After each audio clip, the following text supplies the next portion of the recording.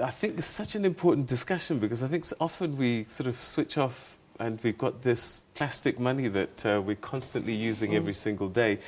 But before we get into how we're being fleeced, just how big is the problem? Is this an increasing issue? Do we have any kind of idea of how much we're losing each year? Absolutely. Yeah. We do have figures, and the banking industry is really on top of what the actual trends are. The reality is it's not a South African problem. It's an international scourge. And because cards are such a preferred payment mechanism, it's very, very important that people who actually use payment cards stay abreast of what's happening out there. The nice thing is that if you follow a couple of simple tips, you can actually protect yourself from falling victim. All right, so remind us of the types of frauds that are causing the most headaches at the moment. Right. Definitely, we still have to deal with card skimming on a daily basis. Yeah. Now, card skimming is where the compromise of the card data happens, and then, of course, that data is used to manufacture a counterfeit card, and then that card is then presented in, for a commercial transaction. Right. So there's actually two crimes. Okay. The one is the compromise of the data, and in respect of South African issued cards, generally the compromise happens on South African soil. Right. The spend very often happens in another jurisdiction, and that complicates things, because from a policing perspective, you're sitting with a South African victim and you're sitting with a crime that's perpetrated cross-border. And it's hard to check. It's very difficult to then to actually address the criminal element of it. So it's more important to focus on prevention. So where do they skim? Two ways. The one is the use of handheld skimmers, and that's generally a little small black box that can fit in the palm of your hand. Right. And what criminals do is, if they get hold of the card when you tender it for payment, they will then pull the card through this little device, which has the capability to store the data and process the legitimate transaction. That data is then transferred onto plastic, and then the spend happens.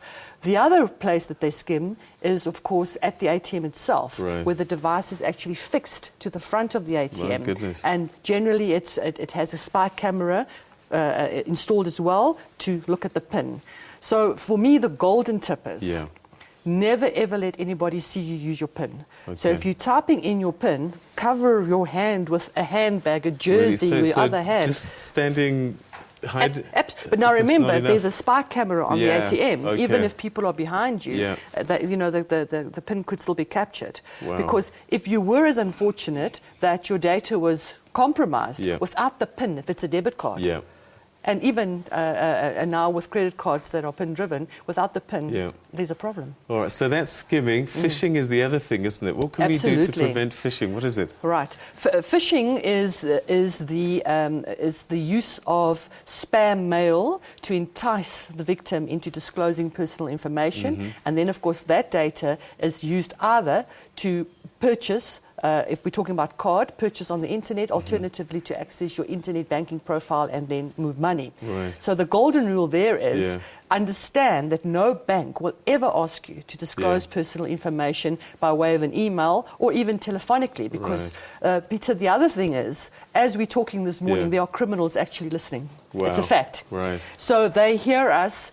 create awareness and then realize they've got to change their tactics. Okay. So instead of a mail, it might be a telephone call. Okay. The public must understand the crux of the tip. Right. Don't be fooled by it's a mail or it's a call. The issue is don't disclose personal information. I mean, there's one that's floating around at the moment, isn't it? SARS. Yes, You get an email, you've got a refund, give us your bank details. Every year, when tax season starts, we have this situation. Now, they're exploiting human behavior because we all just hope for a little rebate back from SARS. So when that mail comes in, people are, gee whiz, maybe SARS has now gone electronic, they're now advising me electronically. And then, of course, what they do to make it more credible is they'll have the logos of all the major banks on that particular mail, and then people think this must be legitimate because all the banks are here. Now, of course, if you click on what you think is your bank's logo, it's going to take you to a false website. And then the questions will start. So you shouldn't go to your banking website clicking through on... Never, Peter. Never, never. And then, of course, if you want to check whether you're on a secure website, the URL should be https the S is really, really important because Okay. the S stands for security. All right, Susan, we're going to have to leave it there for the time being, but I think this is something that we need to keep on having a conversation about, and we need to be constantly aware and vigilant. But thanks so much for chatting to us this morning. Thank you. All right.